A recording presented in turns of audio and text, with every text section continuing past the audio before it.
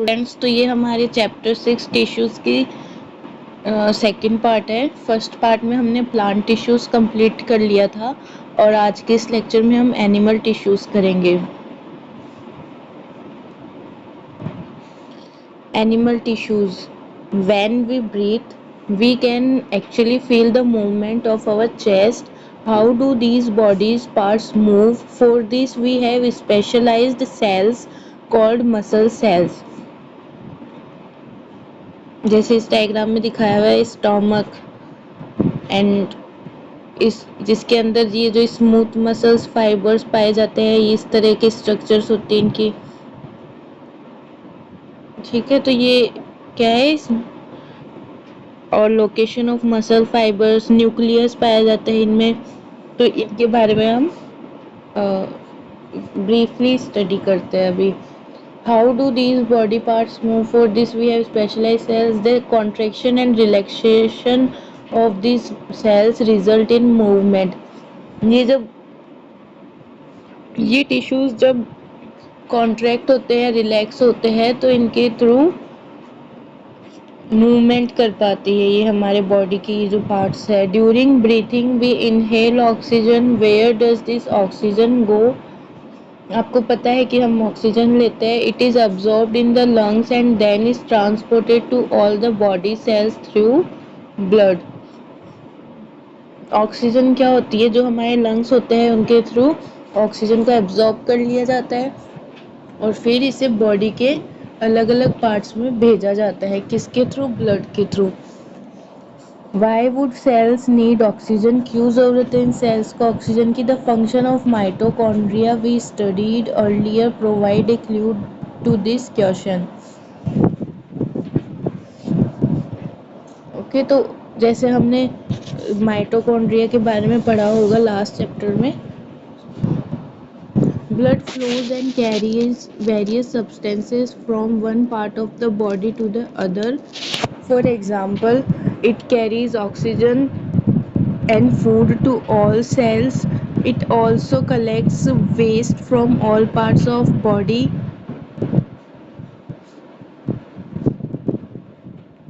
and carries them to the liver and kidney for disposal. तो blood क्या क्या काम करता है? एक तो ऑक्सीजन प्रोवाइड करता है हमारे पूरी बॉडी में, और जो ब्लड होता है वो हमारी बॉडी में जो वेरियस सब्सटेंस हैं उनको एक जगह से दूसरी जगह लेके जाता है। जैसे जो फूड्स, जो oxygen and food to the cells तक ऑक्सीजन और फूड पहुंचाता है।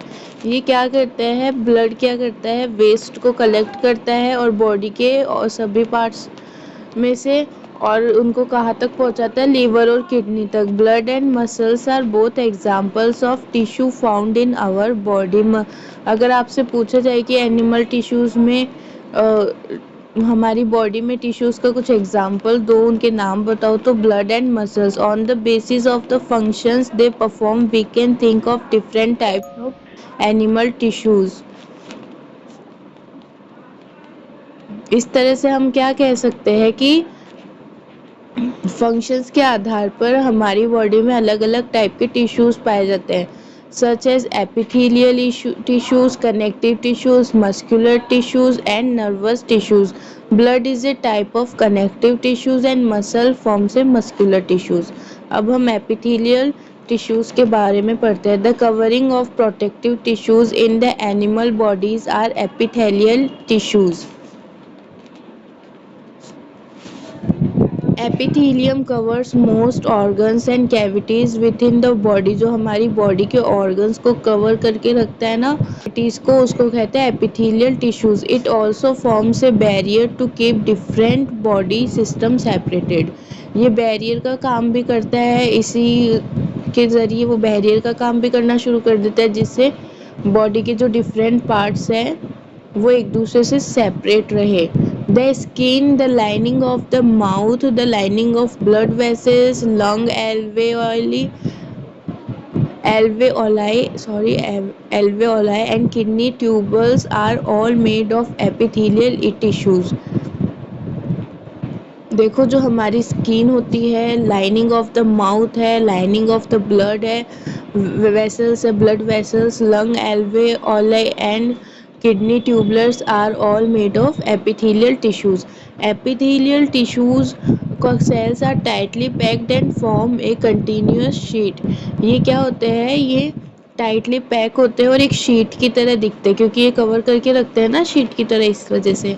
They have only a small amount of cementic material between them and almost no intercellular space. उनके बीच में क्या होता है, एपिथेलियल टिश्यूज़ के बीच बीच में थोड़ा सीमेंट टाइप का मटेरियल पाया जाता है. ठीक है, जो सीमेंट क्या करता है, जोड़ने का ही काम करता है ना, तो उसी तरह से वो क्या करते हैं, जोड़े रखती है, उसको कवर करके मजबूती देती है. them and almost no intercellular species. Obviously, anything entering or leaving the body must cross at least one layer of epithelium. ये इसका मतलब क्या हो गया कि कुछ भी हमारी बॉडी के अंदर या बाहर जा रहा है तो उसको कम से कम एक बार तो एपिथेलियम को क्रॉस करना ही पड़ेगा. As a result the permeability of the cells of various epithelia play an important role in regulating the exchange of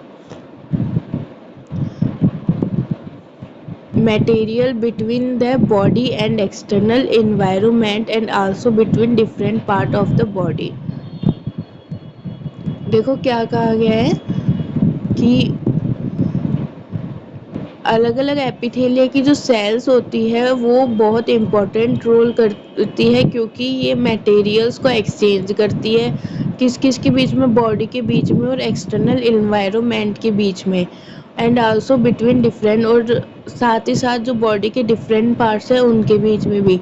Regardless of the type, all epithelium is usually separated from the underlying tissues by an extracellular fibrous basement membrane. जो जितने भी epithelium होते हैं वो separated होते हैं एक दूसरे से एक अंडरलाइंग टिश्यू के ज़रिए. ठीक है, जो उसको क्या बोलते हैं, extra cellular fibrous basement membrane. Different epithelia show differing structure. अलग अलग एपिथेलिया की अलग अलग स्ट्रक्चर होती है. That correlate with their unique function, जो उनके एक यूनिक फंक्शन से रिलेट कर पाती है. For example in cells lining blood vessels और lung alveoli where transportation of substances occurs through a selective permeable surface. There is a simple flat kind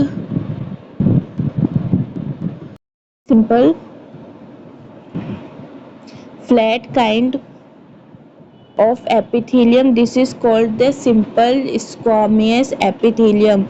Squama means scale of skin. ठीक है,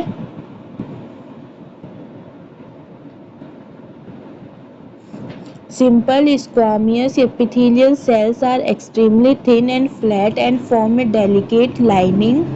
ये क्या दे रखी है, स्क्वामस की structure दे रखी है. ठीक है, ये कैसी होती है, ये बहुत पतली होती है और फ्लैट होती है, जो कि एक लाइन बनाती है. The esophagus and the lining of the mouth are also covered with squamous epithelium. जो esophagus होता है और जो माउथ की लाइनिंग होती है वो किससे कवर होती है, एपिथेलियम से. और कौन से एपिथेलियम से, स्क्वेमियस.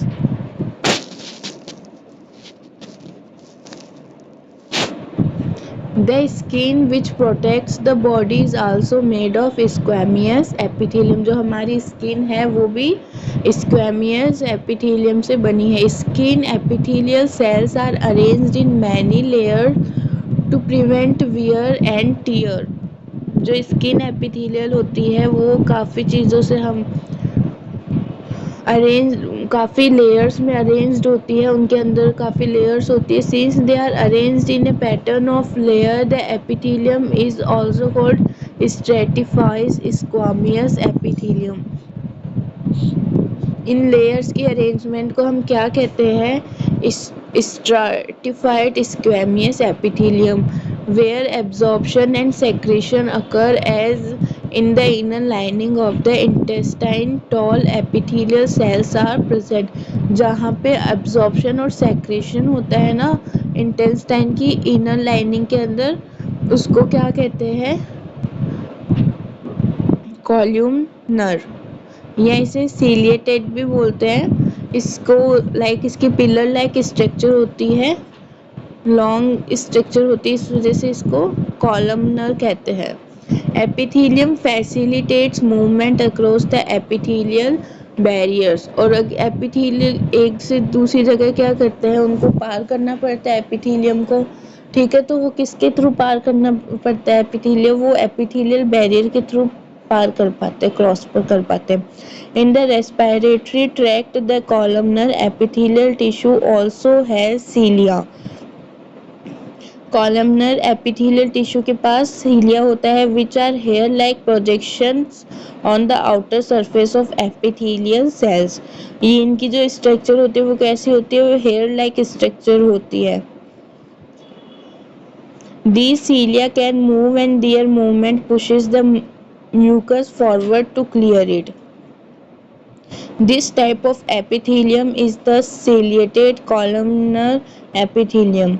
क्यूबॉइडल एपिथेलियम क्या होता है, क्यूब शेप होती है इसकी, form the lining of kidney tubules and ducts of salivary glands. Columnar जो था वो क्या कर रहा था कि ये एब्जॉर्प्शन और सेक्रेशन होता है जहाँ पे, यानी कि इंटेस्टाइन की इनर लाइनिंग में। और जो टिश्यूज इनको क्या कहते थे, सीलिया कहते थे, जिनकी स्ट्रक्चर क्या होती थी, हेयर लाइक होती थी। जो बाहर की सरफेस पे पाए जाते हैं ना इंटेस्टाइन की, उनको क्या कहते हैं, सीलिया कहते हैं। दी सीलिया कैन मूव, और ये मूव भी कर सकते हैं, और इनके मूवमेंट से म्यूकस जो है वो फॉरवर्ड क्लियर होता जाता है। This type of epithelium is the corner epithelium.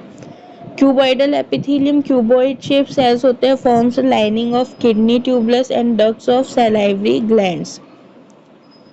ये क्या करते हैं, क्यूबॉइडल एपिथेलियम ये kidney tubules and ducts of salivary glands की लाइनिंग बनाते हैं, ठीक है, लाइनिंग का काम करते हैं। Epithelial cells often acquire additional specialisation as gland cells which can secrete substances at the epithelial surface. ये क्या करते हैं, कभी कभी ग्लैंड सेल्स होते हैं ना, उसमें कुछ स्पेशलाइज वर्क भी करते हैं, जो क्या करते हैं, सब्सटेंसेस को बाहर निकालने के काम करते हैं एपिथेलियल सरफेस से।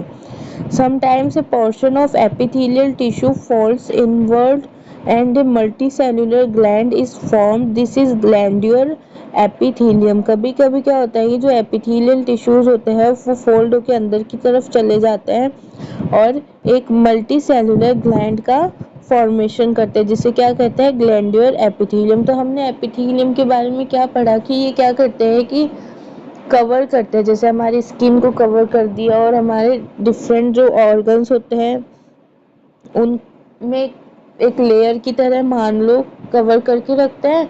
और कुछ एपिथेलियम ऐसे भी होते हैं जो सरफेस का काम करते हैं, जिनके थ्रू जो सेक्रेशन होता है वेस्ट का, या फिर जो भी चीज़ें जैसे ऑक्सीजन का, वेस्ट का, तो उनको अपनी सरफेस से पार करवाने में मदद करते हैं, क्रॉस करवाने में। तो ये होता है एपिथेलियम टिश्यूज जो कवर करके मतलब बेसिकली जो एनिमल टिश्यूज में जो कवरिंग होती है वो कौन सी टिश्यूज की बनी होती है, एपिथेलियम टिश्यूज की। अब नेक्स्ट है connective tissues. Blood is a type of connective tissues, why would it is called connective tissues? A clue is provided in the introduction of this chapter. Now let us look at this type of tissues in more details. The cells of connective tissues are loosely spaced. जो connective tissues होते हैं ना वो loosely spaced होते हैं, मतलब ढीले बंधे होते हैं, and embedded in an intercellular matrix, और एक मैट्रिक्स की तरह होते हैं ये। The matrix may be jelly-like, fluid, dense or rigid. The nature of matrix differs in concordance with the function of the particular connective tissues. Blood has a liquid matrix called plasma. अगर exam में पूछे कि blood है जो उसमें क्या पाया जाता है लिक्विड मैट्रिक्स के रूप में, तो उसे क्या बोलते हैं, प्लाज्मा। और उसमें क्या होता है, in which red blood corpuscles RBCs, white blood corpuscles WBC, platelets are suspended. ठीक है, तो ब्लड में क्या क्या पाया जाता है, फ्लूइड कॉल्ड, जिसे क्या कहते हैं, plasma, RBC and WBC and platelets. The plasma contains protein, salts and hormones. जो प्लाज्मा का क्या काम है, प्रोटीन को, सॉल्ट को और हार्मोन्स को रखना। ब्लड क्या करता है, ब्लड फ्लो करता है, गैस को ट्रांसपोर्ट करता है, फूड को डाइजेस्ट करता है, hormones and waste materials to different part of the body. Bone is another example of a connective tissue. जो बोन होती है ना, हड्डी, वो भी कनेक्टिव टिश्यू का एक दूसरा एग्जाम्पल है। It forms the framework that supports the body. ये बॉडी को सपोर्ट करने का काम करता है। It also anchors the muscles and support the main organs of the body. ये बाकी के जो ऑर्गन्स होते हैं उनको भी सपोर्ट करने का काम करता है। जो बोन होता है, it is strong and non flexible tissue. What would be the advantage of this properties for bone functions? Bone cells are embedded in a hard matrix that is composed of calcium and phosphorus compounds. जो हमारी bones होती है वो किससे मिलके बनी होती है, कैल्शियम एंड फॉस्फोरस कंपाउंड से। Two bonds can be connected to each other by another type of connective tissues called the ligament. अब ये पूछा जा सकता है कि ligament, what is ligament? तो जो दो bonds होती है जो जिससे जुड़ी होती है, जिस connective tissue से, उसे बोलते हैं ligament. This tissue is very elastic. It has considerable strength. Ligaments contain very little matrix and connect bones with bones. एक bone को दूसरी bone से connect करते हैं ligaments. Tendons connect muscles to bones and are another type of connective tissues. और जो tendons होते हैं वो मसल्स को बोन्स से कनेक्ट करते हैं। ठीक है, जो लिगामेंट होते हैं वो तो बोन को बोन से कनेक्ट कर देते हैं, और जो टेंडोन्स होते हैं वो मसल को बोन से कनेक्ट करते हैं। Tendons are fibrous tissue with great strength but limited flexibility. इनकी जो फ्लेक्सिबिलिटी होती है वो लिमिटेड होती है, जबकि लिगामेंट थोड़ा फ्लेक्सिबल होता है। Another type of connective tissues is cartilage. ये important है, cartilage has widely spaced cells. ठीक है, इनके बीच में क्या होता है, बहुत सारे स्पेस पाया जाता है कार्टिलेज में।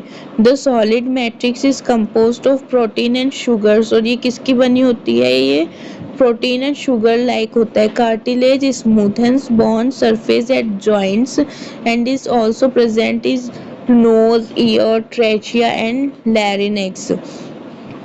जो हमारी बोन्स की जो सरफेस होती है उनको स्मूथ बनाती है। जैसे हमारी नोज़ में अगर आप अपनी बोन को देखोगे तो वो थोड़ी स्मूथ होगी, कानों की बोन को देखोगे वो थोड़ी स्मूथ होगी। Think of how the two tissues are different.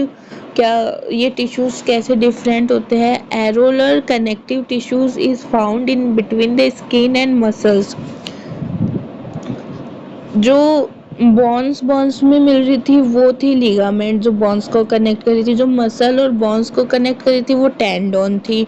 और जो कार्टिलेज थी वो क्या कर रही थी, ये बॉन्स को स्मूथ बनाती है। ठीक है, उसे सॉफ्ट बनाती है। कहाँ पे? सरफेसेस पे, जो जॉइंट्स के सरफेस होते हैं वहाँ पे। उसके एग्जाम्पल क्या हो सकते हैं? Nose, ear, trachea.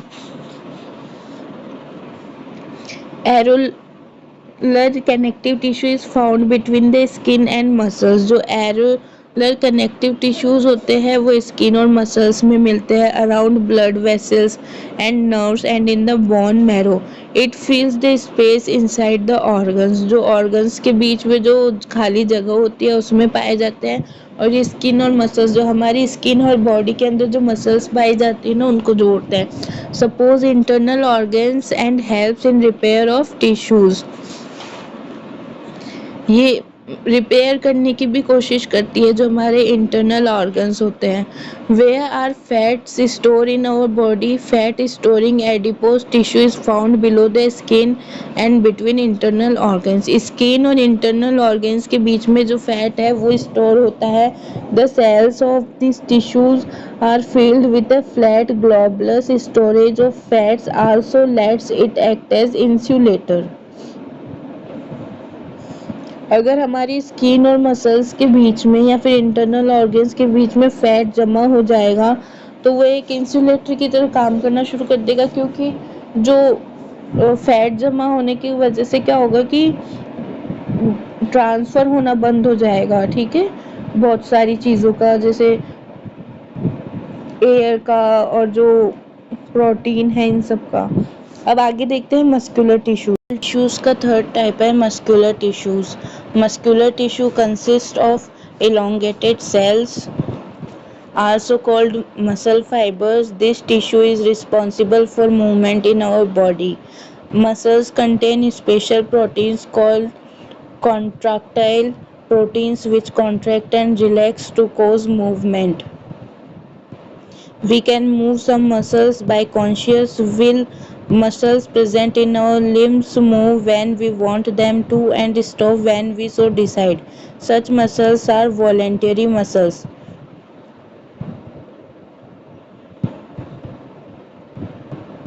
जब हमारी मतलब जैसे हम जिस भी मसल को मूव करना चाहते हैं या हमारी डिज़ायर के अकॉर्डिंग जो मसल मूव करते हैं उसको, उनके लिए कौन सी मसल्स काम आती है? Voluntary muscles. These muscles are also called skeletal muscles as they are mostly attached to bones and help in body movement. Under the microscope, these muscles show alternate light and dark bands or striation when stained appropriately. जब इन muscles को microscope से देखते हैं तो इनके अंदर bands बने हुए दिखते हैं, जैसे लाइट फिर डार्क कलर की लाइन, फिर लाइट कलर की, फिर डार्क, ऐसे बैंड्स बनाए हुए दिखते हैं जिनको हम स्ट्राइशंस भी बोल सकते हैं. As a result, they are also called striated muscles. The cells of these tissues are long, cylindrical, unbranched and multinucleate, having many nuclei. जैसे इस डायग्राम में देख सकते हो, ठीक है, 6.11 के ए में. The movement of food in the alimentary canal or the contraction and relaxation of blood vessels are involuntary movement.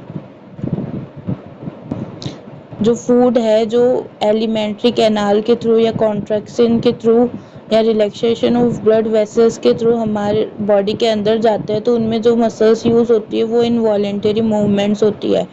We can not really start them और stop them simply by wanting to do so. Smooth muscles जो 6.11 B ये दे रखे हैं ना, ये वाला diagram जो दे रखा है ये कंट्रोल सच मूवमेंट्स, वो इन मूवमेंट्स को कंट्रोल करती है. They are also found in iris of eyes, eyes के अंदर भी मिलती है ये. In ureters and in the bronchi of the lungs, lungs में भी मिलती है, लंग्स के जो ब्रोंचे होते हैं.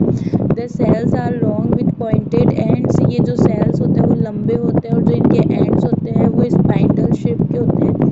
And uninucleated having a single nucleus, they are also called unstriated muscles. Why would they be called that? अब देखो नेक्स्ट पार्ट है nervous tissue. All cells possess the ability to respond to stimuli. However, जो जितने भी sales होते हैं वो respond कर सकते हैं, उनके अंदर रिस्पॉन्ड करने की एबिलिटी होती है. However, cells of nervous tissues are highly specialized for being stimulated and then transmitting the stimulus very rapidly from one place to another within the body. तो अगर आपसे पूछा जाए कि सबसे ज़्यादा स्टिम्युलेटेड टिश्यू कौन सा है तो वो नर्वस टिश्यू होता है. The brain, spinal cord and nerves are the composed of the nervous tissue. Nervous tissues किन किन में पाई जाती है? ब्रेन में, स्पाइनल कोड में और जो नर्व्स होती है इन सब में मिलती है. The cells of this tissue are called nerve cells और neurons. A neuron consist of a cell body with a nucleus and cytoplasm. जो न्यूरॉन होता है, जो सेल होते हैं ना इस टिश्यू के, उनको हम न्यूरॉन कहते हैं. न्यूरॉन किससे मिलके बने होते हैं? जो न्यूरॉन होते हैं ना वो एक न्यूक्लियस और साइटोप्लाज्म मिलकर न्यूरॉन बनते हैं. From which long thin hair like parts arise. Usually each neuron has a single long part process in the form of a fibre called axon. देखो ये जो क्या है, each neuron has a single long part, ठीक है, in the form of a fibre called axon. ये जो blue colour का लॉन्ग कलर का दिख रहा है ये क्या है, येलो कलर का, ये है axon. And many short branch parts called dendrites. और ये जो शॉर्ट पार्ट्स है यहाँ पे जो दिख रहे हैं ये है डेंड्राइट्स है। An individual nerve cells may be up to a metre long. जो नर्व सेल्स होती है वो 1 मीटर लंबी हो सकती है। Many nerve fibres bound together by connective tissues make up a nerve. जो नर्व फाइबर्स होते हैं वो कनेक्टिव टिश्यूज से मिलकर एक नर्व बनाते हैं। The signal that passes along the nerve fibre is called nerve impulse. The nerve impulse from the nerve endings in transmitted to the dendrites. ये जो nerve end from the nerve transmitted to the dendrites of the next nerve cells. Nerve impulse allow us to move our muscles when we want to. The functional combination of nerve and muscle tissue is fundamental to most animals. This combination enables animals to move rapidly in response to stimuli. यानी कि जो nerve ending होते हैं ये क्या करते हैं, messages लेते हैं और यहाँ से एक्सॉन से पास होके फिर डेंड्राइट्स तक पहुँचाते हैं। और ये डेंड्राइट्स क्या करते हैं, ये नेक्स्ट जो न्यूरॉन होता है वहाँ पर संदेश भेजते हैं, मैसेजेस भेजते हैं और इस तरह से वो हमारे ब्रेन तक इंफॉर्मेशन प्रोवाइड करते रहते हैं। ओके, तो ये आज का ये लेसन कंप्लीट हो गया है। और अगर आपको अच्छा लगा हो तो आप लाइक कीजिए और चैनल को सब्सक्राइब कीजिए। और अगर कोई भी डाउट वगैरह हो तो आप कमेंट सेक्शन में पूछ सकते हैं। इस चैप्टर के जो क्वेश्चंस है वो हम नेक्स्ट जो लेक्चर होगा उसमें डिस्कस करेंगे।